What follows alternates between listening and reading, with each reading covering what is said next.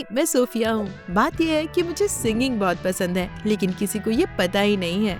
Online मैं shining song bird के नाम से फेमस हूँ, लेकिन मेरा चेहरा किसी ने नहीं देखा और मुझे लगता है मेरे परिवार से ज्यादा मेरे फैंस मुझे पसंद करते हैं। अजीब है ना, लेकिन हमेशा से ऐसा नहीं था। पहले मेरे पेरेंट्स मुझे और मेरी जुड़वा बहन को एक जैसा ही मानते थे और फिर सरीना को एक मूवी में मीन गर्ल का रोल मिला और उसके बाद सब कुछ बदल गया और अचानक जैसे मेरा कोई अस्तित्व ही नहीं था। ओह, मेरे पेरेंट्स वो एक बहुत बड़ी लॉ फर्म चलाते हैं। मेरे पापा एक अटर्नी और मम्मी देश की सबसे बड़ी वकील है और मेरी परफेक्ट बहन सरीना, हाँ, वो अब एक बड़ी एक्ट्रेस बन गई है। सबका ध्यान बस उसी पर रहता है और मैं बस सोफिया हूँ, एक पढ़ाकू लड़की जिसे सिर्फ स्कूल और किताबों से मतलब है। बस इसी में बेहतर हूँ मैं सरीना से। ओह, और अगर आपको मेरी तरह की क्रेजी कहानियाँ पसंद है तो आउट ऑफ द बुक को लाइक और सब्सक्राइब करना मत भूलना, क्योंकि आगे जो होने वाला है उसे आप मिस नहीं करना चाहोगे। अरे नहीं, क्या तुम फिर से भूतों से बात कर रही हो? हाँ सरीना, मैं भूतों से बात कर रही हूँ। ऐसा करो, तुम भी आ जाओ, तुम एक परफेक्ट विच जो हो। ओह प्लीज, मैं मूवीज में विच प्ले करती हूँ और पता है क्या, लोगों को ये बहुत पसंद है, लेकिन तुम्हारे बारे में ऐसा कहना थोड़ा मुश्किल है। मेरे कमरे में घुस के मेरी बेइज्जती करती है। Typical Serena. हाँ, याद दिलाने के लिए शुक्रिया सरीना। बुरा मत मानो विची, मैं तुमसे अभी प्यार करती हूँ। खैर जो भी है, मैं अपने लास्ट शूट के लिए जा रही हूँ, तो मॉम डैड को बता देना क्योंकि वो घर पर नहीं है। अब आप समझे मेरा मतलब। परफेक्ट सरीना के पास सब कुछ है, लुक्स है, टैलेंट है और सबसे इम्पोर्टेंट बात, मॉम और डैड को तो वो अपनी उंगलियों पे नचाती है। जब हम बड़े हो रहे थे तो हर कोई उसकी सुंदरता और एक्टिंग स्किल के बारे में ही बात करता था। हाँ, हम एक जैसे जरूर दिखते हैं, पर मैं हूँ पढ़ाकू और वो रही है हमेशा से स्टार। जब वो होती है तो मैं किसी को नहीं दिखती, मेरे पेरेंट्स को भी नहीं। इसीलिए कभी कभी वो मुझे बिल्कुल पसंद नहीं आती और मेरे पेरेंट्स मेरी तारीफ सिर्फ पेरेंट्स टीचर्स कॉन्फ्रेंस में ही करते हैं और उसको बीते तो जमाने हो चुके हैं। ऐसा नहीं है कि मैं उससे जलती हूँ, मतलब हो सकता है थोड़ा जलती हूँ, लेकिन ये तो हर कोई चाहता है ना कि उसे उसके पेरेंट्स उसकी बहन जितना ही प्यार करें। खैर जो भी है, मॉम और डैड तो एक फैंसी पार्टी पर गए हैं और घर पर मैं अकेली हूँ। अरे नहीं, मैं तो भूल ही गई थी, मुझे अपने चैनल के लिए कुछ करना था। सरप्राइज, मैं हूँ शाइनिंग सॉन्ग बर्ड। मेरे हो गए हैं 10 मिलियन फॉलोअर्स। दरअसल किसी को पता नहीं है ये मैं हूँ। चलो शुरू करते हैं, लेकिन उससे पहले कैमरा ठीक कर लेती हूँ, कहीं गलती से किसी को मेरा चेहरा न दिख जाए। क्या तुम किसी रिलेशनशिप में हो शाइनिंग सॉन्ग बर्ड? चलो भी दोस्तों, ये थोड़ा पर्सनल सवाल हो गया, इसका जवाब नहीं दे सकती मैं। ठीक है, फिर तुम्हारा क्रश कौन है? क्रश? हाँ ओके ठीक है।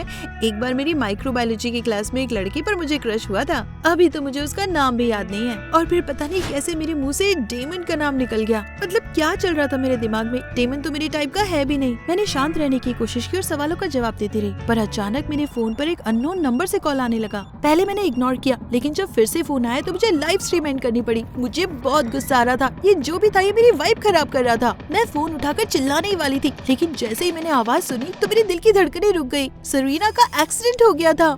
मेरे दिमाग में बहुत से सवाल घूम रहे थे। मैंने जल्दी से कार निकाली और पागलों की तरह हॉस्पिटल की तरफ ड्राइव करने लगी। जैसे ही मैं हॉस्पिटल पहुंची तो मैंने देखा कि वो अपने बिस्तर पर बेहोश पड़ी हुई है। मेरा तो दिल ही टूट गया। डॉक्टर, ये ठीक तो हो जाएगी ना? ये कमजोर है, चोट भी काफी है, इसे कंप्लीट बेड रेस्ट की जरूरत है। मेरे दिल में डर और दुख ने घर कर लिया था। भले ही सरीना मुझे कितना भी तंग करती हो, पर है तो वो मेरी बहन ही ना। और तभी मॉम और डैड आ गए, उनकी आंखों में आंसू भरे हुए थे। सोफिया, तुम इतनी गैर जिम्मेदार कैसे हो सकती हो? तुम्हें हमें तुरंत फोन करना चाहिए था। सीरियसली, मैंने सब कुछ खुद मैनेज किया और अब मुझ पे इल्जाम लगाया जा रहा है और हमेशा की तरह सरीना की वजह से सारा ठीकरा मेरे ही सर पे फोड़ा जा रहा है, जबकि मेरी कोई गलती भी नहीं थी। हमेशा सब कुछ उसके बारे में ही क्यों होता है? जब मैं अपने ख्यालों में खोई हुई थी तभी सरीना की हल्की सी आवाज आई। मॉम, डैड, मैं हिल क्यों नहीं पा रही हूँ? मेरे पैर दर्द कर रहे हैं। इतनी कमजोरी क्यों है? आराम करो सरीना, प्लीज, तुम्हें इसकी जरूरत है। पहली बार सोफिया, तुमने कुछ सही कहा है। सरीना, तुम आराम करो। मुझे अब बर्दाश्त ही नहीं हो रहा था। नर्स भी मुझे ऐसे देख रही थी जैसे मैं विलन हूँ। मेरे पेरेंट्स को सरीना के अलावा कुछ दिखता ही नहीं है। मैं गुस्से में हॉस्पिटल से निकल गई और पास के एक कैफे में चली गई। वही ट्रेंडी जगह जिसके बारे में हर कोई बात करता है। मैं वहाँ जाकर बैठ गई और मुझे पता भी नहीं चला कि कब मैं रोने लगी। लोग मुझे घूर रहे थे और मुझे बहुत अजीब लग रहा था। ऐसा क्यों लगता है कि किसी को मेरी परवाह ही नहीं है? और फिर अचानक एक वेटर आया और मेरी टेबल पर उसने एक कॉफी का कप रख दिया। एक्सक्यूज मी मैम, वो जो आदमी अभी निकला है उसी ने ये कॉफी आपके लिए भेजी है। मैंने देखा तो एक लड़का बाहर जा रहा था और जाते जाते उसने मुझे हाय कहा। वो हुडी पहना हुआ था, इसलिए मुझे सिर्फ उसकी आंखें दिखी, पर वो लंबा था, अच्छे कपड़े पहने थे और हॉट भी लग रहा था। मैं थोड़ी घबराई हुई थी, लेकिन फिर भी मैंने उसे एक स्माइल दी और थैंक्स कहा। क्या सोच रहा होगा वो मेरे बारे में? एक लड़की जो यूं ही कैफे में बैठकर रो रही है। उस कॉफी की एक सिप ने ही मुझे अमेजिंग फील कराया। बहुत ही बेहतर लगने लगा था मुझे। मैंने अपनी गर्मा गर्म कॉफी खत्म की और घर की तरफ निकल गई। अब मुझे थोड़ा अच्छा लग रहा था। घर आने के बाद भी मैं अपने पेरेंट्स से डील तो बिल्कुल नहीं करना चाहती थी, इसलिए मैं सीधे अपने बिस्तर पर गई और सो गई। अगले दिन मैं थोड़ा देर से उठी, इसलिए मैंने क्लास मिस कर दी। मुझे बिल्कुल अच्छा नहीं लग रहा था, तो मैंने अपने प्रोफेसर को टेक्स्ट किया और कह दिया कि कुछ फैमिली इमरजेंसी है, जो कि देखा जाए तो झूठ तो नहीं है। फिर मैंने सोचा सरीना से मिलते हैं, तो मैं उसके कमरे में गई। जैसे ही मैं वहाँ पहुँची तो मैंने देखा वो मॉम डैड पर चिल्ला रही है, मॉम डैड मेरा एक कॉन्ट्रैक्ट है, मैं इस तरह इवेंट्स मिस नहीं कर सकती, मेरा पूरा करियर बर्बाद हो जाएगा। स्वीटी परेशान मत हो, मैं डायरेक्टर से बात कर लूंगी, वो समझ जाएंगे। नहीं माँ, मुझे जाना ही होगा, ये मेरी मूवी के लिए बहुत जरूरी है, मेरे वहाँ होने से ही वो बहुत बड़ी हिट होगी। लेकिन सरीना तुम्हें आराम की जरूरत है। देखो सोफिया, तुम आराम कर सकती हो क्योंकि तुम बेकार हो, मैं नहीं, मैं सरीना हूँ। लड़कियों झगड़ा बंद करो।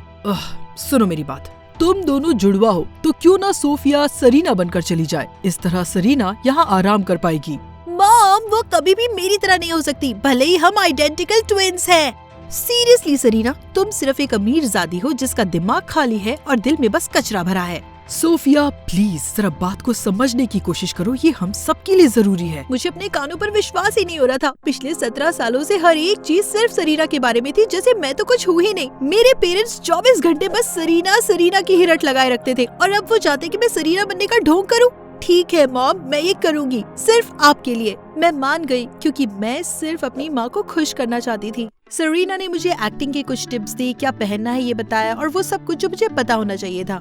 और हाँ, मुझे उसके को स्टार डेमन को भी फेक डेट करना पड़ेगा पब्लिसिटी के लिए। परफेक्ट, ये सब बहुत ही ज्यादा कॉम्प्लिकेटेड लग रहा है। सच कहूँ तो लग रहा है सरीना बनना किसी बुरे सपने से कम नहीं है। मॉम ने मेरी मदद की हेयर स्टाइल बदलने और कपड़े बदलने में। मैंने आईने में खुद को देखा और वाओ, मैं सच में सरीना की तरह ही दिख रही थी। ग्रेट, अब जाओ और मेरी जगह ले लो। तो मैं तैयार हो गई सरीना बनने के लिए और उसके मैनेजर ने मुझे उसका शेड्यूल भेजा, जिसमें ज्यादातर डेमन के साथ डेट्स थी। मैं एक बहुत ही फैंसी से रेस्टोरेंट में पहुंची, अपने अंदर की सरीना को बाहर निकालने की कोशिश करते हुए, और तभी मैंने डेमन को देखा। भगवान ने क्या फुर्सत से बनाया इस बंदे को। मैं उसकी तरफ जा तो रही थी, पर हर कदम में मेरी घबराहट बढ़ती जा रही थी। अपने सबसे मुश्किल एग्जाम के वक्त भी इतनी घबराहट तो मुझे कभी नहीं हुई। मेरे बैठते ही उसने कुछ ऐसा कहा जो मैंने सपने में भी नहीं सोचा था। तुम सरीना नहीं हो। हे भगवान, इसे कैसे पता चला?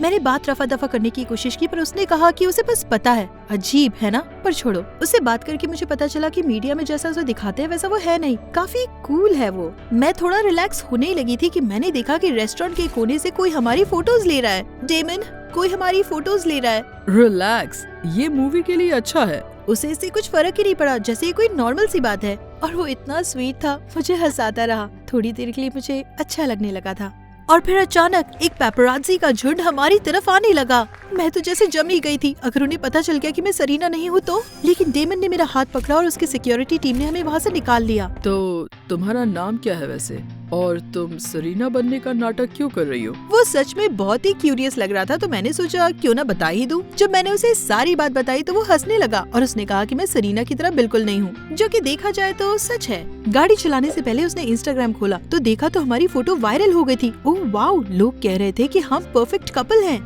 और तभी मुझे सरीना का एक टेक्स्ट आया, गुड जॉब। डेमन को गाड़ी चलाते देख मेरे मन में ख्याल आया, कितना परफेक्ट है ये, कितना काइंड और केयरिंग।